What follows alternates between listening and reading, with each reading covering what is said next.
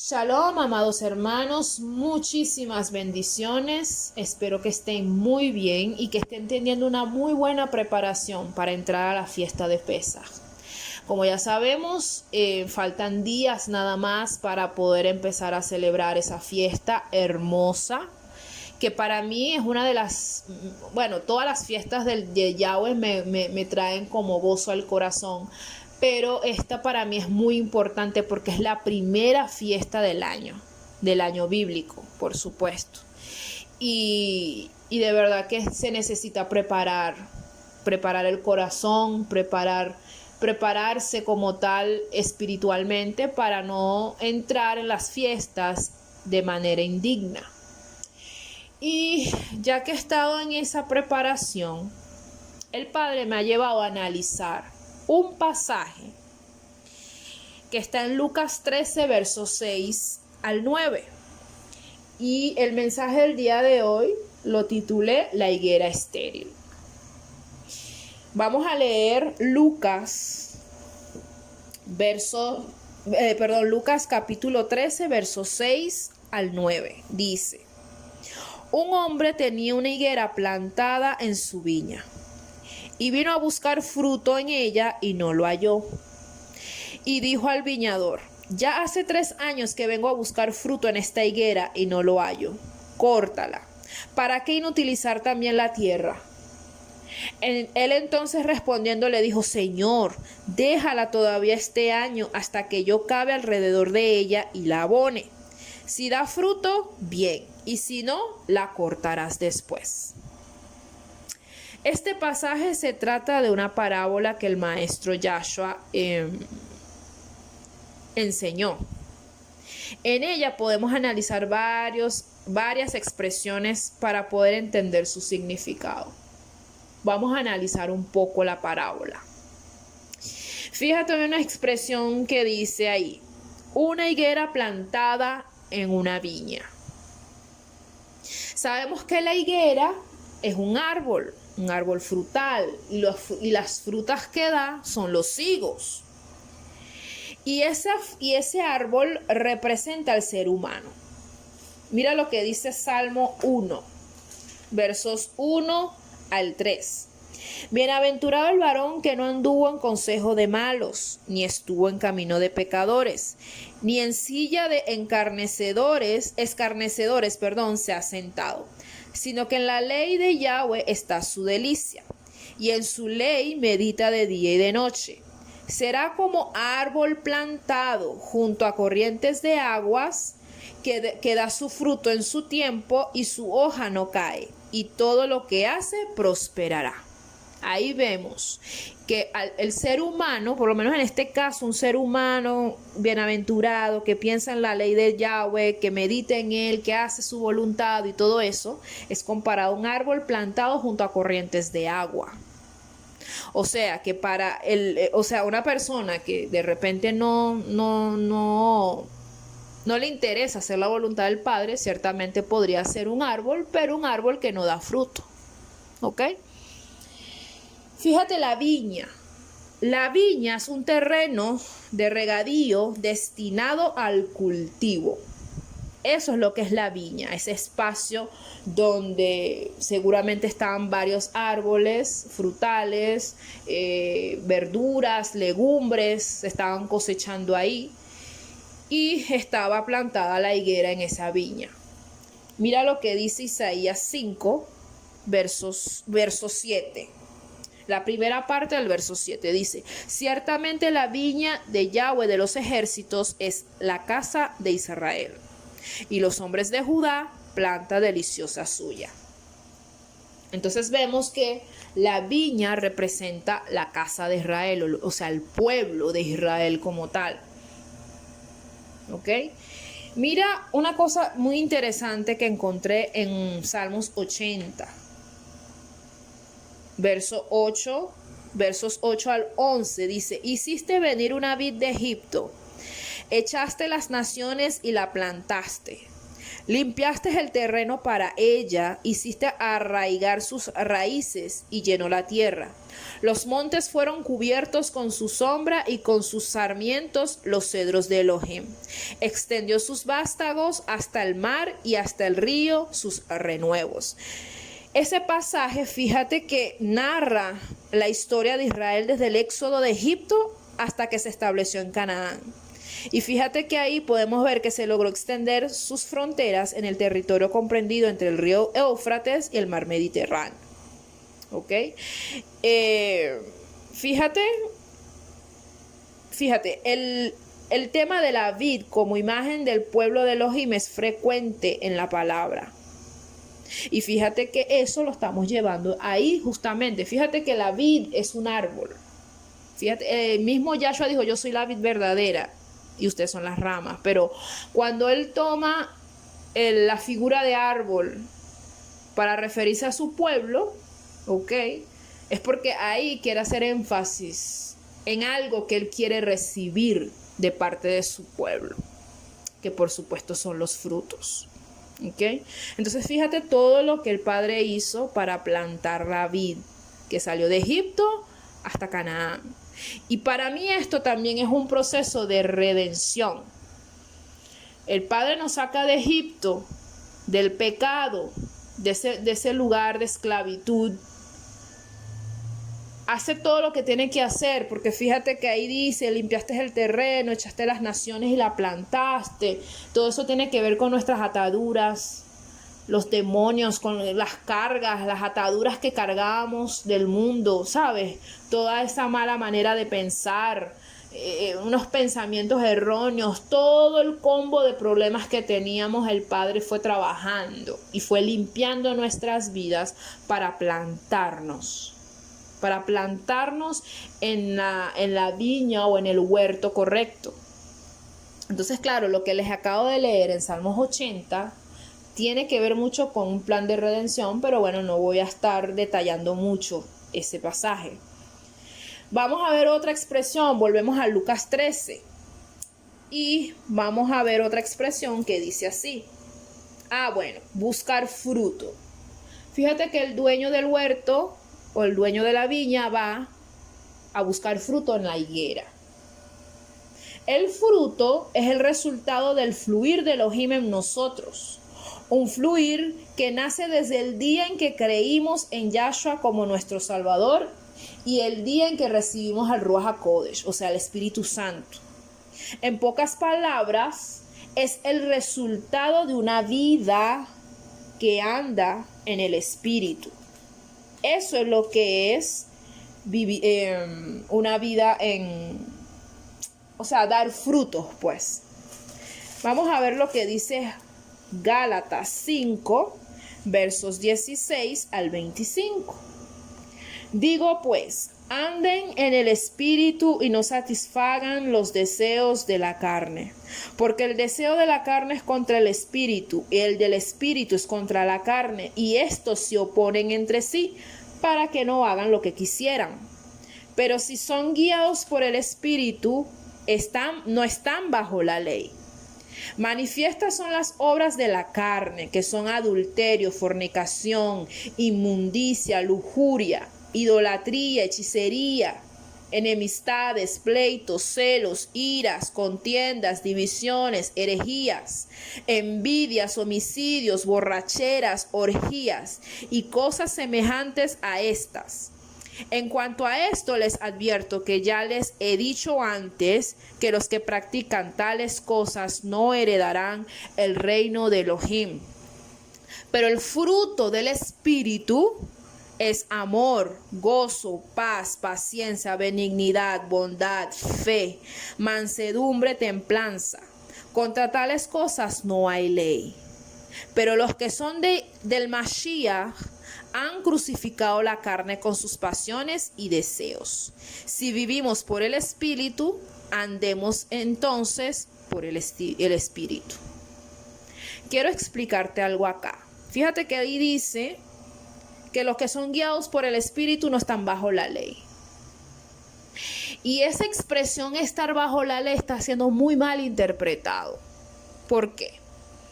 Porque la gente cree que, bueno, tengo al Espíritu Santo y como lo tengo, entonces no tengo que guardar Torah, y eso es mentira. Esa expresión estar bajo la ley, que están siendo mal interpretada, no es como lo dicen por ahí, que bueno, tengo al Espíritu, entonces no necesito guardar los mandamientos del Padre. No. Estar bajo la ley es estar viviendo una vida que transgrede esa ley. Eso es estar bajo la ley. Por eso es que cuando tú tienes al Ruach, automáticamente si andas en él, vas a vivir la Torah, vas a guardar los mandamientos. ¿Ok? Entonces, ¿cuál es el fruto que el Padre está buscando? Es el fruto del Espíritu. Y mira los elementos que componen el fruto del Espíritu. Amor. ¿Amor por qué? Porque debes amar a tu Padre, amar a tu Elohim sobre todas las cosas y amar a tu prójimo como a ti mismo. El gozo es el segundo elemento que viene producto de haber tenido de tener una vida, o sea, de ser salvo. Ese es el producto de la salvación. El gozo no es lo mismo que la alegría. La alegría está basada en las emociones, más el gozo es algo del espíritu. Porque hay mucha gente por ahí que podrán tener dinero y están cómodos en esta tierra, pero no tienen gozo. El gozo no depende de qué tengo y qué no tengo. El gozo viene a raíz de tener paz con mi Padre. Y ese es el tercer elemento, la paz. Justificados pues, tenemos paz para con Elohim. Y somos justificados ¿por qué? Por lo que Yahshua hizo por nosotros. Y también por haber nosotros tomado la decisión de seguir al Mashiach. Entonces tenemos paz. Entonces la paz y el gozo están ligados, van de la mano. Paciencia. ¿Por qué la paciencia? Porque primero, eso es una virtud que tenemos que cultivar, porque todo aquel que quiere vivir una vida piadosa va a ser perseguido. Y la persecución no debe provocar que nos salgamos del camino, sino todo lo contrario, que abracemos mucho más fuerte los mandamientos de nuestro Padre. Entonces, para que tú puedas abrazar los mandamientos de tu Padre en medio de las tribulaciones, necesitas paciencia. Aparte que también la paciencia va ligado con el amor también, porque hay que ser paciente con el prójimo, porque hay prójimos de prójimos insoportables. Pero como a nosotros Yahweh no nos manda a odiar, ni a guardar rencor, ni rencillas, sino todo lo contrario, amar y orar por aquellos que nos persiguen, pues definitivamente es una virtud que debemos cultivar. Cuando sigues y ves benignidad tiene que ver con esa inclinación o esa tendencia, ¿verdad?, a ser, no, bueno, sí, bueno, pero en el sentido de ser una bendición por la gente, por tu prójimo. Andar en bondad, que es la segunda, que es el siguiente elemento del fruto. No puedo andar por ahí pensando en hacerle el mal a mi prójimo. Yo tengo que siempre pensar bien qué cosas buenas puedo hacer por mi prójimo, que glorifiquen a mi Padre. Porque si mi Padre es bueno, yo también debo ser buena o bueno en el caso de un hombre. El siguiente elemento es la fe, la emuná. La fe no se trata nada más de creer y ya. Cuando crees, tu vida va a ser consecuencia o resultado de esa fe, de esa creencia que tú tienes. Por ejemplo, si tú eras un ladrón y andabas en el mundo robando, llegas a los pies del maestro, entendiste que robar es malo, que robar es pecado, tú tienes que dejar el pecado. Y si tú dejas esa tendencia de robar, pues nada, ahí es donde tú estás teniendo una fe viva. No se trata de creer, sino de hacer, de vivir una vida justa. Porque la justicia y la fe van de la mano. Si yo vivo una vida en justicia, conforme a los mandamientos de mi Padre, estoy teniendo una fe viva. Porque si es por creer, hasta los demonios creen y tiemblan. Y no tenemos que estar al nivel de un demonio, tenemos que estar al nivel del varón perfecto. creo, y puesto que yo creo, entonces voy a vivir una vida diferente. Por eso es que Yahshua le dijo a Nicodemo, es necesario que nazcas de nuevo. Y cuando nacemos de nuevo es porque creímos, ese es el resultado de haber creído en el Mashiach y por supuesto de haber recibido al Espíritu Santo. Mansedumbre. Esa es una virtud que nos cuesta cultivar también. El manso vive para agradar al Padre. Para eso vive, para agradar al Padre. El Padre dice algo y lo que sale de la boca del Padre es ley. Eso es lo que va. No anda por ahí discutiendo, revisando a ver por qué lo dijo, ni cuestionando. No, él simplemente obedece. Y su manera de agradar al Padre, de glorificar al Padre, es con la mansedumbre. Entonces es necesario que cultivemos la mansedumbre. ¿Qué otro elemento? La templanza, dominio propio. Viene la tentación, viene lo que sea, me mantengo templado, me mantengo firme. Entonces el conjunto de todos esos elementos que les acabo de describir un poquito, de definir por encimita un poquito para que entiendan, es lo que el Padre está esperando de nosotros, para que podamos dar ese fruto que Él quiere ver. Pero volvamos a Lucas 13 y hay otra expresión, 3 años. El dueño de la viña lleva 3 años buscando fruto y no lo encuentra. ¿Qué pasa con el número 3? El número 3 expresa totalidad y está ligada con la letra Gimel, que es la tercera del alfabeto hebreo. La palabra Gimel como tal deriva de la palabra Gamal, según el Strong 1581, que significa camello. Y el camello pues tiene una particularidad muy hermosa y les invito a ver un estudio que hice del estudio del Salmo 119, en la parte número 3, ahí les expliqué con más detalle qué pasa con el camello. Pero según el Strong 1580, Gamal tiene otro significado y significa madurar, destetar, dar bien, pagar, premiar, ser propicio. Fíjate que en ese significado de Gamal resaltan 2 palabras que podemos aplicarlos perfectamente en la parábola.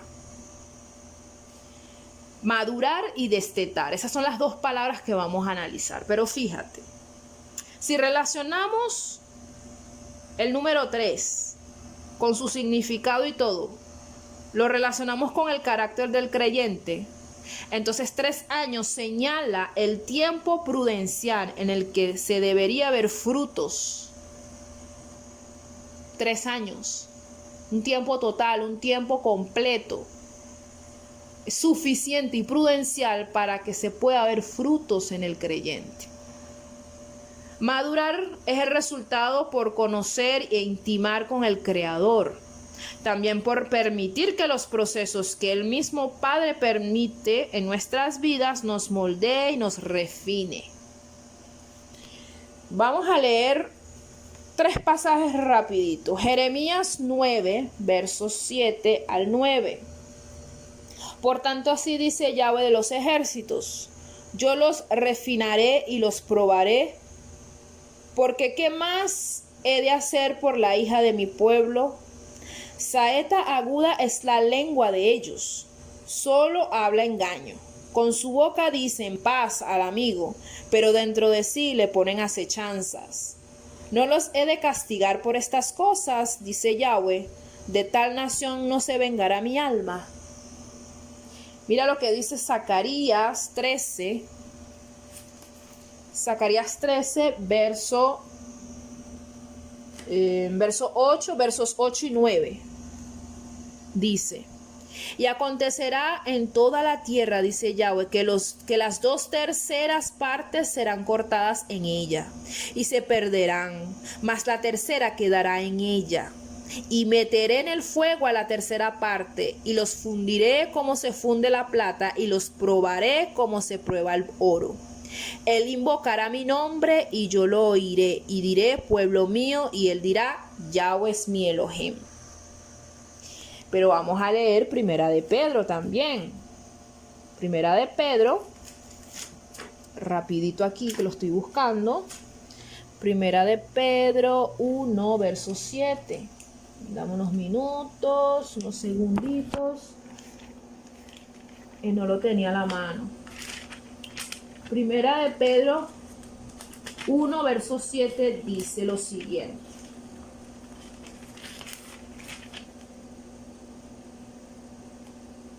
Para que sometida a prueba su fe, mucho más preciosa que el oro, el cual, aunque perecedero, se prueba con fuego, sea hallada en alabanza, gloria y honra cuando se ha manifestado Yahshua HaMashiach.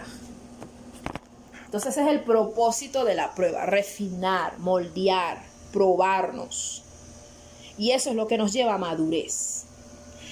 Destetar hace referencia a dejar de tomar pura leche y empezar a comer comida sólida, útil en nuestro crecimiento.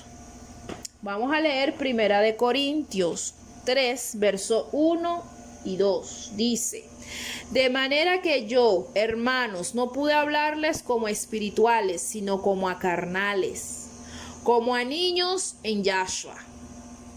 Les di de beber leche y no vianda o no comida sólida, porque aún no eran capaces, ni son capaces todavía, porque todavía son carnales. ¿Ves? Comida sólida, lechita, y no se les pudo dar leche. ¿Por qué? Porque son carnales y no tenían la capacidad de soportar la comida sólida. Hebreos 5, versos 12 al 14, dice, porque debiendo ser ya maestros, después de tanto tiempo, tienen necesidad de que les vuelva a enseñar cuáles son los primeros rudimientos de la palabra de Elohim. Y habiendo llegado a ser tales que tienen necesidad de leche y no de alimento sólido. Y todo aquel que participa de la leche es inexperto en la palabra de justicia, porque es un niño. Pero el alimento sólido es para los que han alcanzado madurez, para los que por el uso tienen los sentidos ejercitados en el discernimiento del bien y del mal. De eso se trata. Destetar, dejar de tomar leche, para que puedas comer comida sólida y poder crecer espiritualmente. Vamos a volver a Lucas 3 otra vez. Y vamos a ver otra expresión ahí. Dice, hay una pregunta ahí que hizo el dueño del huerto. Dice, ¿para qué inutilizar también la tierra? Te voy a explicar una cosa. Todo dueño de terreno, para todo dueño de terreno, cada metro cúbico, cada metro cuadrado, cada porción de la tierra, cada área, cada espacio del terreno es importante. Nadie va a comprar un terreno para no trabajarlo, bien sea para la construcción o para la agricultura. Algo va a hacer con ese terreno, no lo va a dejar así. La idea siempre es aprovechar cada espacio para bien utilizarlo. Un árbol, como la higuera de la parábola, seguramente estaba desperdiciando un buen espacio del terreno, que se podía aprovechar para plantar otro árbol o plantas frutales. No solo ocupa espacio, sino que por medio de sus raíces está tomando de los nutrientes de la tierra en vano.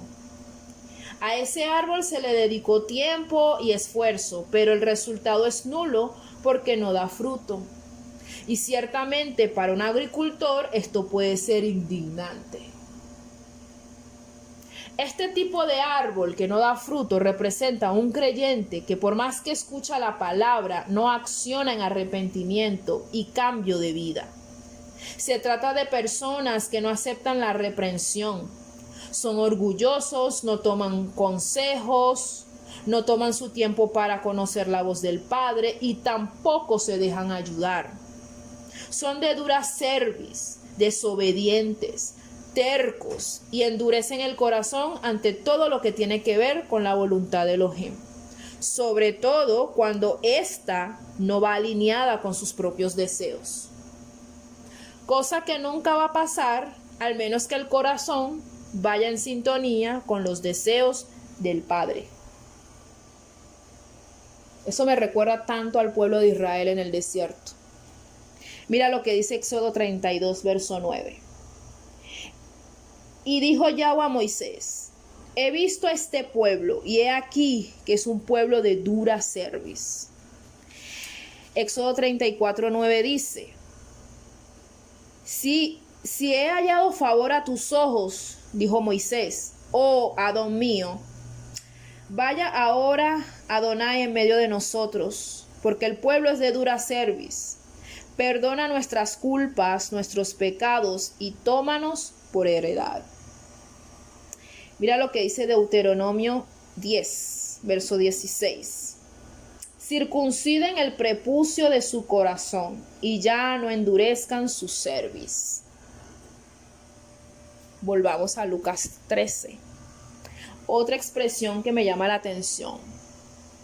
Dice, ¿sabes que en el verso 8 él dijo: no, Señor, todavía este año no lo cortes, deja que yo cabe alrededor de ella, de la higuera, y la abone? Fíjate que en los versos 8 y 9 de Lucas 13 se asemejan a lo que pasó en Éxodo 32, versos 7 al 14. Te lo dejo como tarea para que lo leas. Fíjate que ahí Yahweh estaba muy indignado con el pueblo, porque no le querían obedecer. La terquedad predominaba en ellos, por lo que Elohim quería destruirlos. Pero se levantó Moisés en intercesión por el pueblo, lo que apagó la ira del Padre.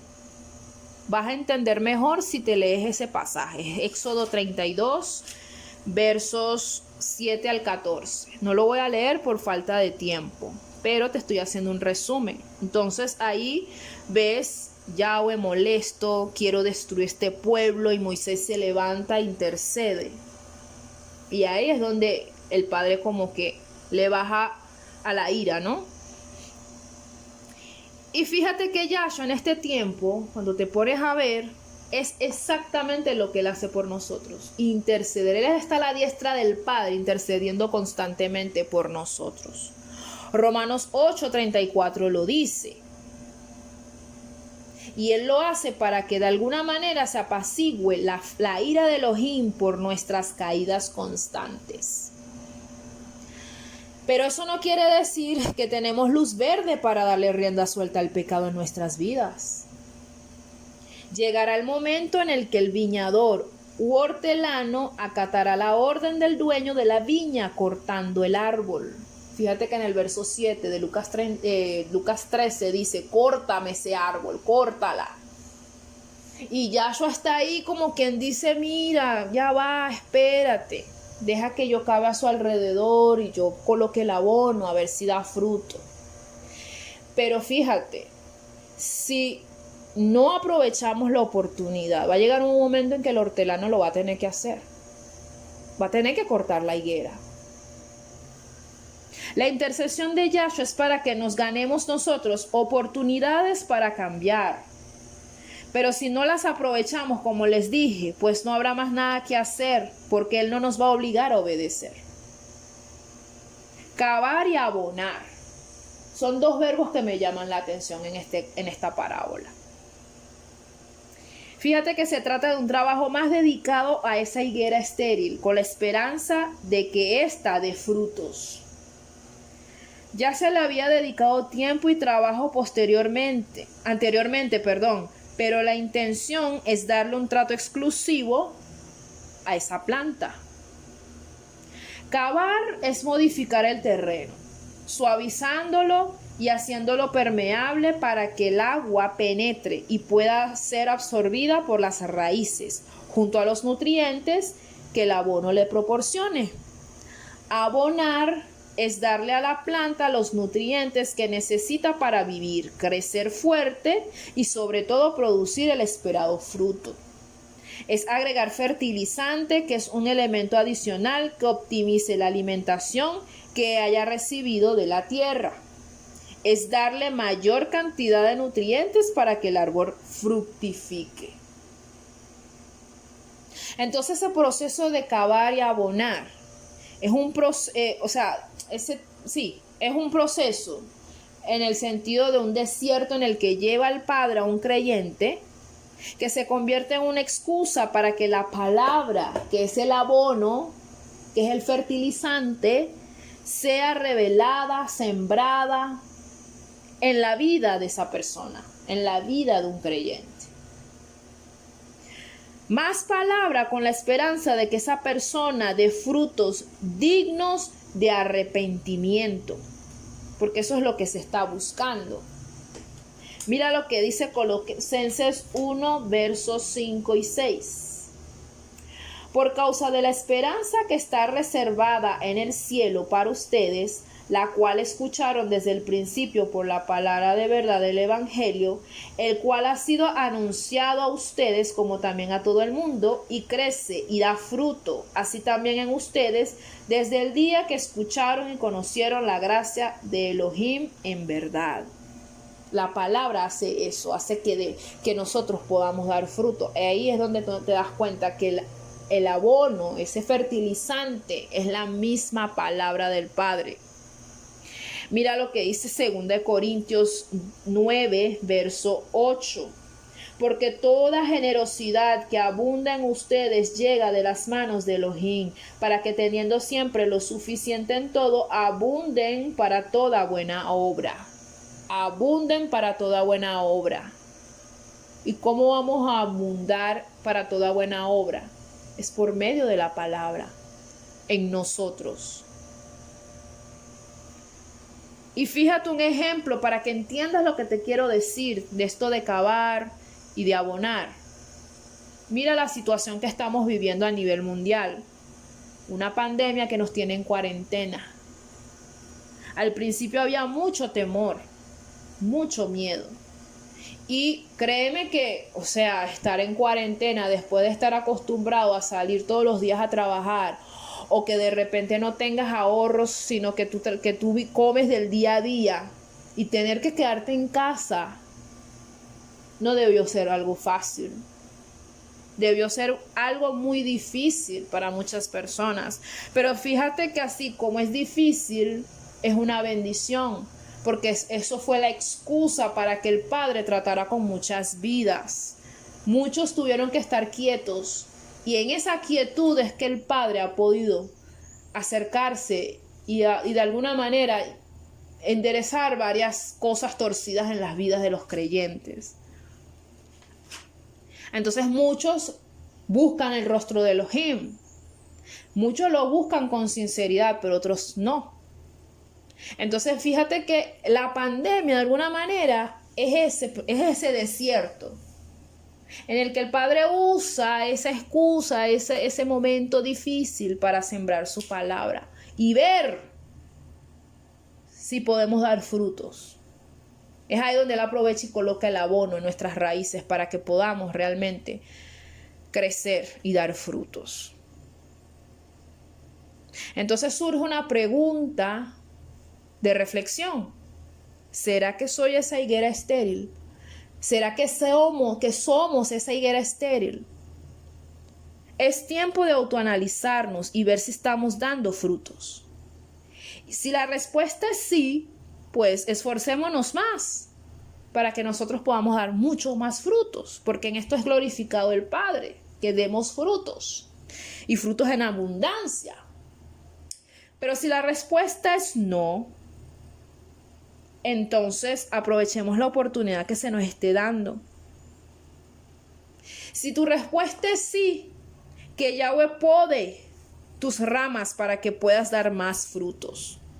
Y si tu respuesta es no, entonces aprovecha el abono que el hortelano está colocando en las raíces para que puedas dar frutos. Que sea el Ruach HaKodesh redarguyendo nuestras vidas y nos haga caer en cuenta de que en qué posición nos encontramos. Para cerrar, quiero leerte 2 pasajes para que reflexiones. Voy a leerte Juan 15, verso 8. En esto es glorificado el Padre, en que lleven mucho fruto y sean mis discípulos. Y te voy a leer Mateo 7, versos 18 al 20. Dice: un árbol bueno no puede producir frutos malos, ni un árbol malo producir frutos buenos. Cualquier árbol que no produce buen fruto es talado y arrojado al fuego. Así que por sus frutos los conocerán. Que Yahweh te bendiga y te guarde. Shalom, shalom.